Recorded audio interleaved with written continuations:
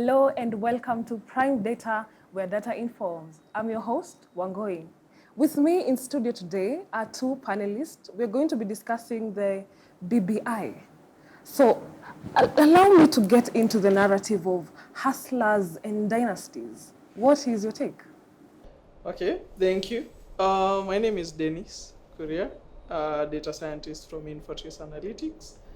And thank you so much for hosting us. And personally, on the BBI versus hustler narrative, I must admit, the hustler narrative carries the day. Okay.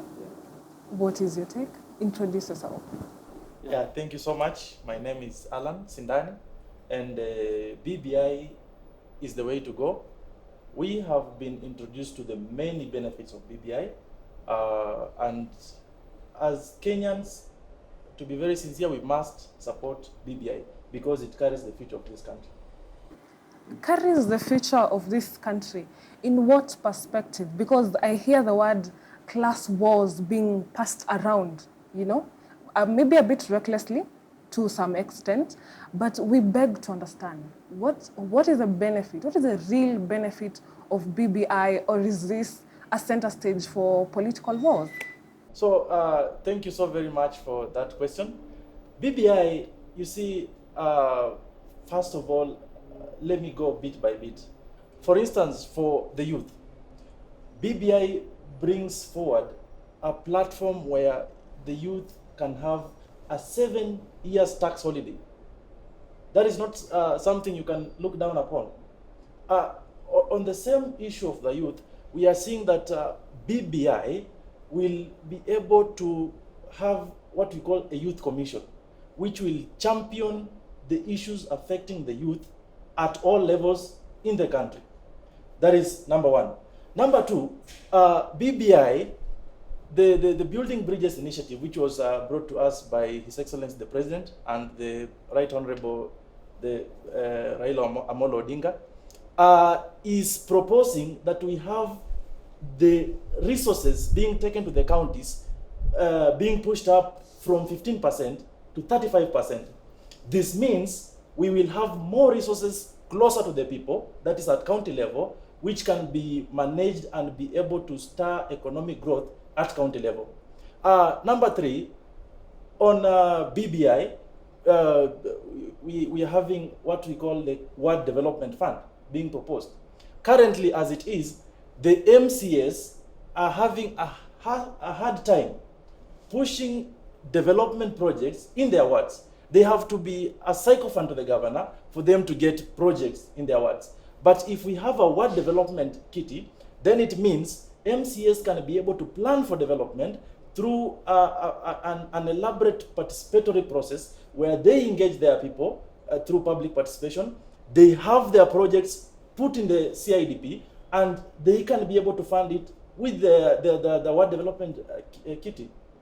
So AI is pushing for inclusivity in the top leadership of this country, because we are having a fight each and every electioneering period. We are seeing people fighting because some people are feeling that they are being left out. And now with the BBI... Personally, I beg to differ on that point, if I may. There's this point that you're trying to pull out, that BBI brings inclusivity. And personally, we know the kind of politics that have been going on in the country. They are tribal politics. And the reason you're talking about inclusivity, it's because it will have at least 5 seats that what I usually call tribal kings usually want to fight about. But personally, I think the violence in Kenya is instigated by the politicians. And right now, that's why I'm thinking the BBI issue is not honest. It may have some good things, but actually most of the bad things, these good things are just put there to blind us to the bad things that may come with it. So it's my personal view that this word of leadership, if we were really honest about being left out, we would not put 5 seats. We would put 42 seats for the tribes. Or even better yet, In case all the tribes are feeling left out, let's have a rotation of presidency where that is put in the BBI. But I think that it's not honest. That's why they will not put such a clause in the BBI. Yeah. You know, maybe much to his point on tribal politics. Maybe because you're supporting the BBI, can you tell us what we don't know? Because I feel like BBI supporters are selling the same narrative, the youth inclusivity, giving the taxpayers a 7-year period to not be paying taxes. But we see our economy thrives on tax giving. So will this put our economy at risk, or do we have backup plans, or what does the government have in place to ensure that our economy is not going to drag down because of the BBI? Yeah, so let me start by thanking my brother here who has just supported me that actually BBI is going to bring inclusivity. And he has put it very clear that every electioneering period, we are having people fighting because of the political class who incite them. And now with the BBI, just to finish talk on that. Just wait, I finish Are you this point. saying the political class influence the hustlers? Is that what you are trying to say? Let me just finish my point. Okay. The political class incite the people to fight. That is true. Okay. And why do they do so? It's because the political class have been left out. He talked of having 42 seats at the top. It's not practically possible. But even the times we've witnessed violence, people did not fight because of 42 people. It was just 2 or 3 people. So if those 2 or 3 people can be included, then they will be able to marshal their supporters to have a peaceful coexistence. And that's the sole purpose of BBI. So BBI is more tribal rather than the hustler dynasty? Because I believe if the hustler is going to be defining communities, we have people in various communities who are well off and some that are not. So you see where we are coming from. We are coming from, first of all, you have to be able to see where is BBI coming from. And we have been having these issues of violence after every election. And what causes this violence? That is where we should start from. And if we start from that point, then we can be able to see it's communities fighting communities. And why are communities fighting communities? It's because their leaders have been left out. And if that can be solved... So you are admitting BBI is about the leaders? If that can be solved, then we will not have this kind of fights here and there. So maybe just to clarify on that, you are saying clearly that BBI is about the leaders because the common Mwananchi will live with another tribe for 5 years. But then come the election time and the tribal kingpin does not get what they want, they come and instigate the hustlers. So basically, you are clearly stating that BBI is about the leaders who are not satisfied with what they have, and they come to influence the hustlers. Let me just remind my good friend here that he seems to be having a short memory. We've talked about World Development Fund. We've talked about 35% to the counties. We've talked about 7 years tax holiday. He seems not to have listened to that. No, I actually have heard that. And that I've is what admitted is in that BBI document. there are some good things in the BBI, but however, we must be honest and say what is BBI about. BBI is not about the hustlers. It's not about the common Mwananchi. It's more about the leaders. And actually, there's something that that was put across about taxes. You see, you're talking about a tax holiday for 7 years for the youth. And you find that the government is promising in BBI that there will be a 7-year tax holiday. While at the same time, they're increasing resources to the counties, but not redistributing some of the responsibility to counties. So basically, you wonder, where will this money come from? And also, I think that's one of the particular key issues I have with BBI, and that's why I think it's not honest, because right now we cannot manage our budget as it is. We are planning to get more loans to fund something that I don't think is viable. Does this then become an issue of who is the lesser evil? Leaving you mulling on that, viewers back at home, allow me to tell you about the data we've collected over the month of February from our social media platforms. 16% are in favor of the BBI, 24% are not in favor of the BBI, and we have the 58% that are neutral. Seeing as you support BBI, why are there only 16%, since you say that there are so many advantages to the youth, seeing that the youth are actually the majority of the people in this country? What might be the reason for the dragging of these numbers? Yeah, so thank you. Just if I respond quickly to what he was talking about having a tax holiday for the youth, at the same time having a hard time financing our budget as a country.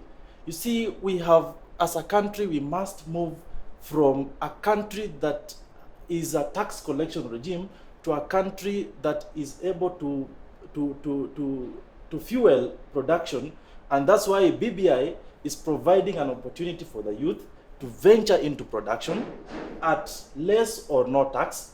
And the much we do production, the better for the economy. We'll be able to finance our budget.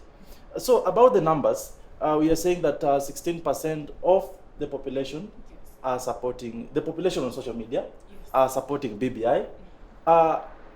BBI has just kicked off. The bill has just been launched the other day. It's now to the county assemblies, and once the county assemblies are able to pass this bill, then we will go to a popularization exercise as a country where people will be informed what BBI is about. And we are seeing a very big percentage, 58% are still undecided.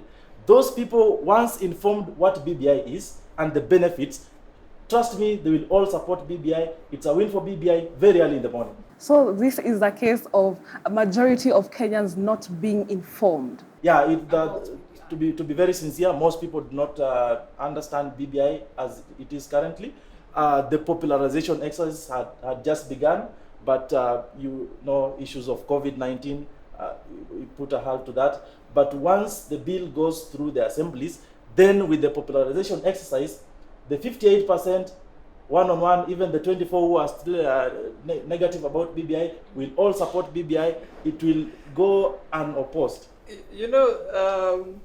That's actually very funny because they said they managed to get over 5 million signatures during the COVID period, but they are telling us that they were not able to educate them, which is actually a surprise because if you have not educated people on BBI,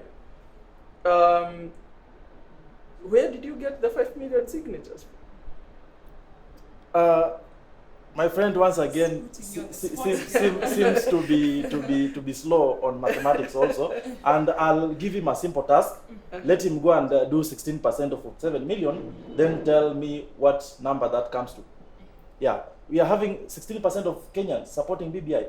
It's far much above 4 million. And I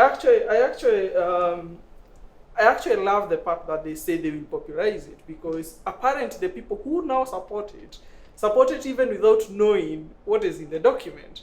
The moment they get to know clearly what is in the document, I'm very sure that they will come back and actually revise their decision and start opposing the BBI, because this document is huge for us who have been able to go through it.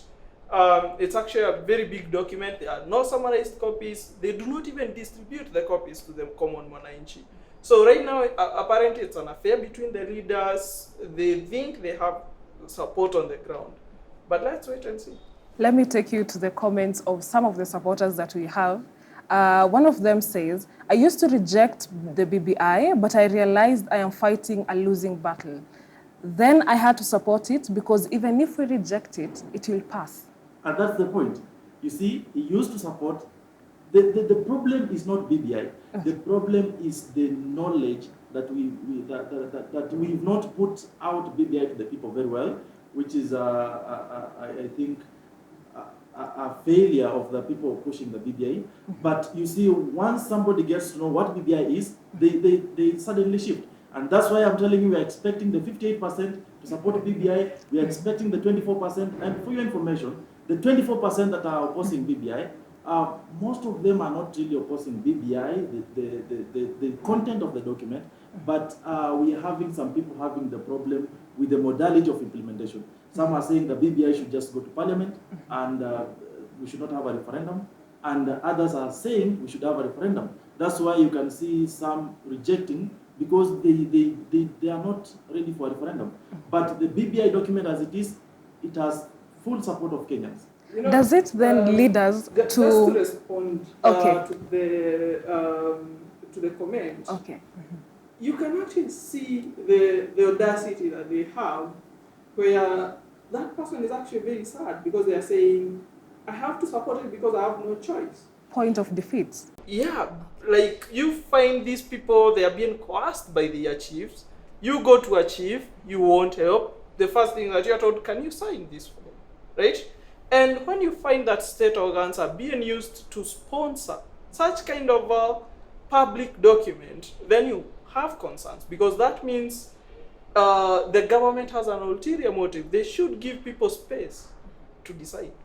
Is it then that the propagators of this movement are the ones on the wrong, because we're selling the hustler versus the political class is really manipulating it? Because when the normal mwananchi, Wanjiko, she's very easily manipulated, because if you say hustler narrative, we're looking at her problems. If you feel like you're addressing her problems, she'll feel included and be more inclined to go with the hustler narrative, as opposed to the people that are winning. So who is really at fault here?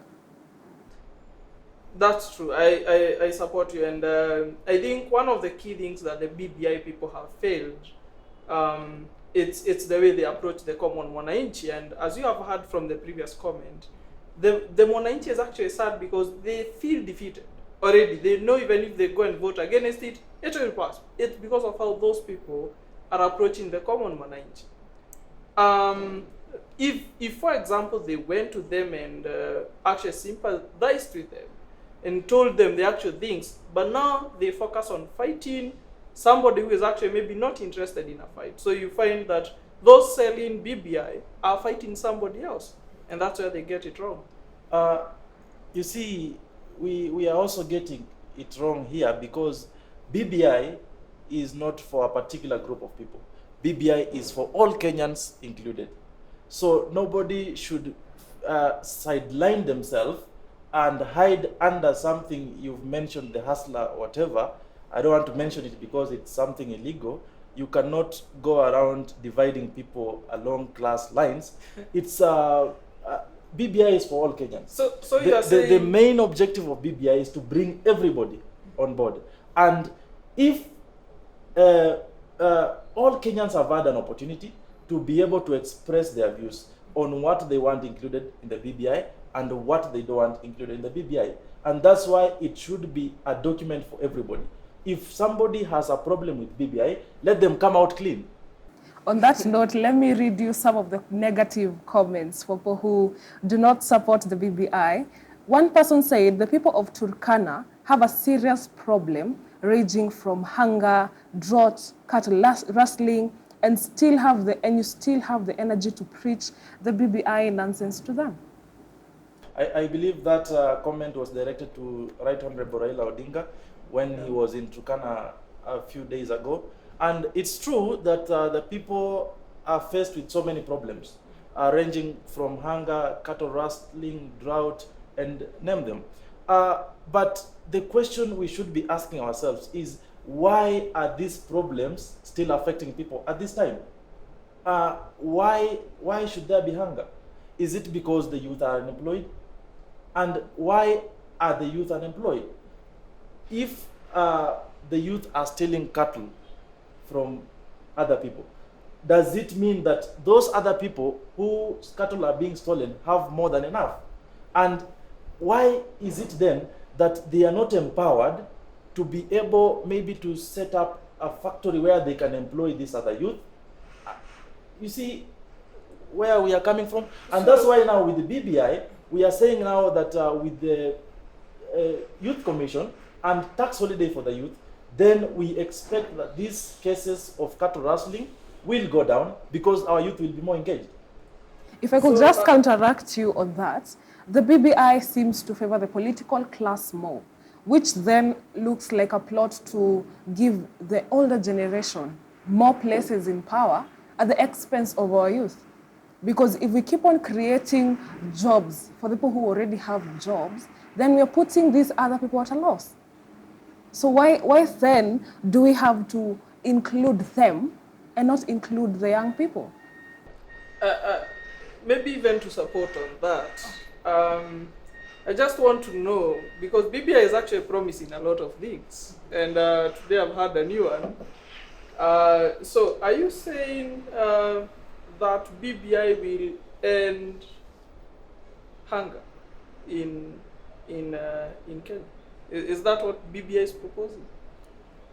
Uh, just to react, starting with your point, you saying that BBI is favoring the old people. There seems to be a lot of disconnect.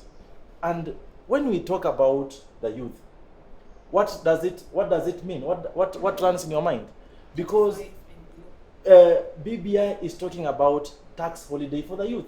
That is not the old people.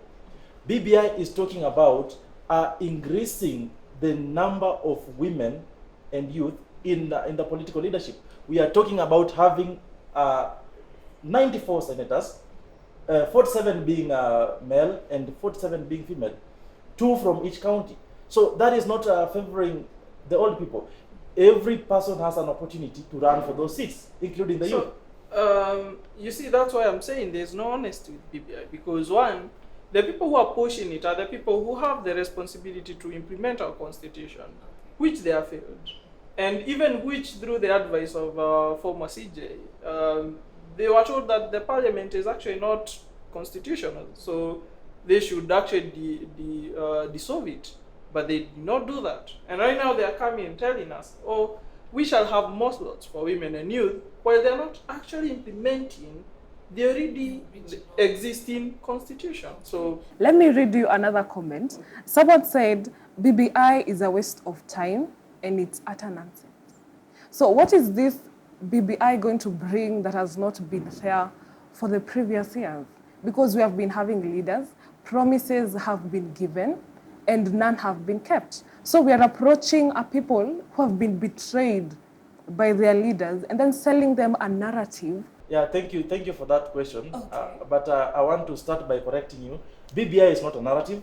These are proposed constitutional amendments that are going to be anchored in our constitution. And talking about what my friend has said, I followed very well the advice of CJ, a very good mind, very good friend of mine. He said that Parliament should be dissolved. Why? Because it had not achieved the 2/3 gender rule, which is supposed to be there. And maybe why was it not possible for us to have a 2/3 gender rule? Because we did not have a legislative framework for the same.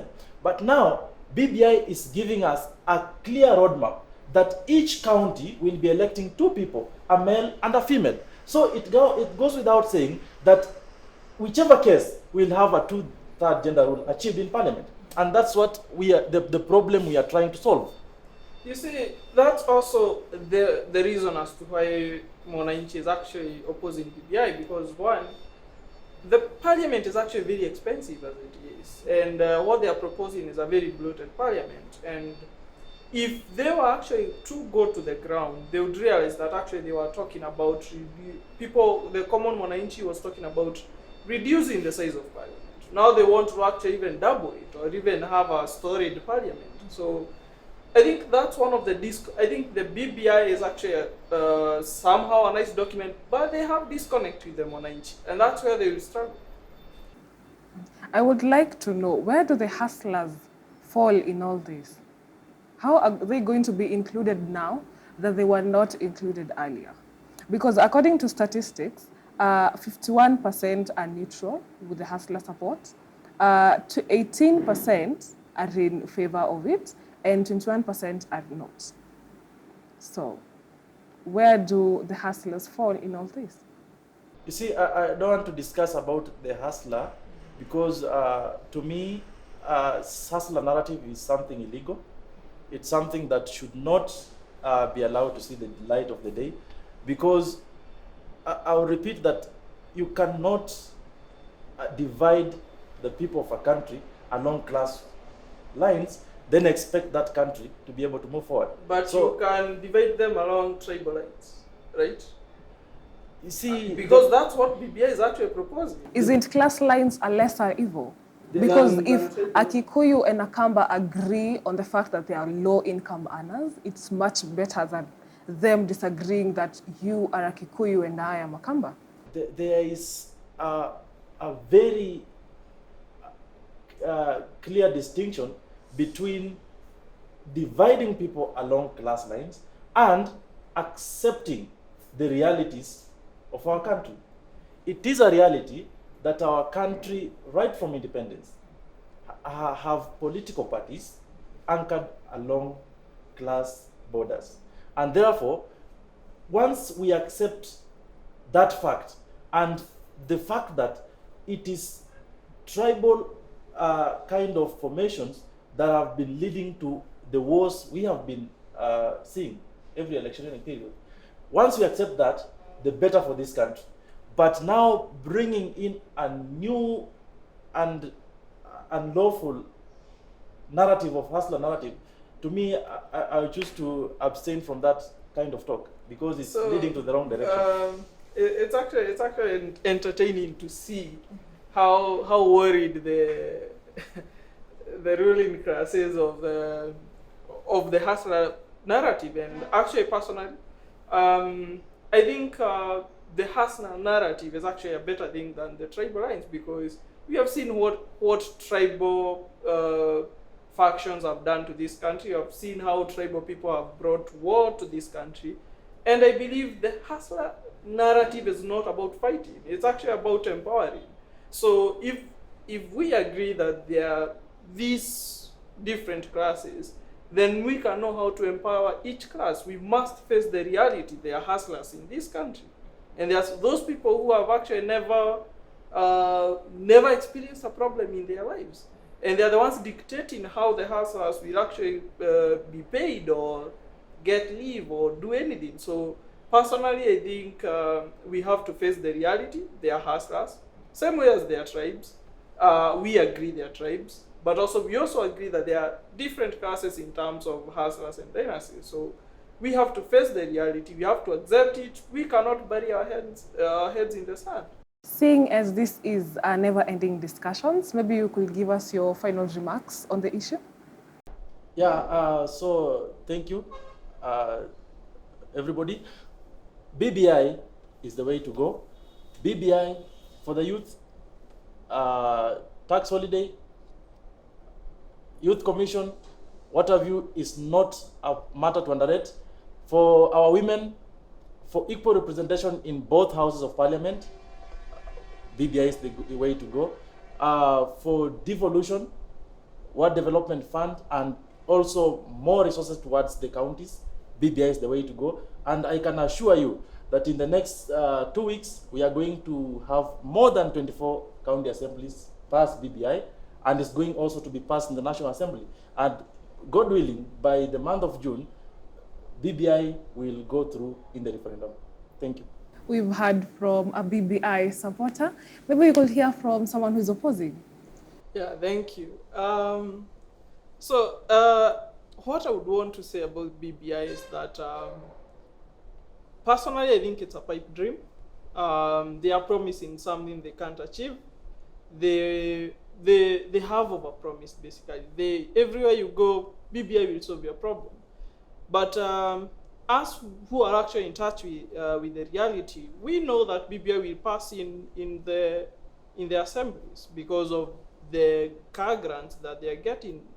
We know that it will pass in the National Assembly because of a number of things that we have seen in the past. But what I would want to say is that we are actually waiting for BBI on that referendum day, and we shall show the dynasties, the ruling class, who actually owns this country. And this is a statement that we want to prove as the hustlers of this nation. You see, they have no reason why they are opposing BBI. It's just No, the dynasty. actually, BBI is Just wrong time. Ask them one reason, one main reason. We have no reason. We are in a pandemic. Gentlemen, our time is up. That's all we had for you today. Thank you so much for joining us. Our social media platforms are going to be running across the screen. Be free to tell us what are your opinions. Are you in support? Are you not in support? And let us know why. See you next time on Prime Data. I am Wangoi.